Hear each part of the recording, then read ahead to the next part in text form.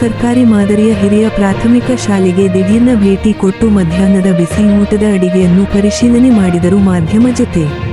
ಮಾತನಾಡಿ ಪಂಚಾಯತಿ ಅಭಿವೃದ್ಧಿ ಅಧಿಕಾರಿಗಳಾದ ಹನುಮಂತರಾಯ ಕಾಟಗಲ್ ಸರ್ಕಾರಿ ಶಾಲೆ ಮಕ್ಕಳನ್ನು ನಮ್ಮ ಮಕ್ಕಳನ್ನು ಭಾವಿಸಬೇಕೆಂದು ಹೇಳಿದರು. ಇದೇ ಸಂದರ್ಭದಲ್ಲಿ ಶಾಲೆಯ ಮುಖ್ಯ ಗುರುಗಳಾದ ವೀರೇಶ್ ಗೊರಬಾಳ್, ಮಾಂತೇಶ್ ಹಾವಿನಾಳ್, ಈರಮ್ಮ ಹಳೇಗೌಡರ, ಅಲಿ ಸರ್, ದಸ್ತಿಗಿರಿ ಸರ್, ಇತರು ಶಿಕ್ಷಕರು ಹಾಗೂ ಅಡಗಿದರು ಉಪವಾಸ ಇದ್ದರು.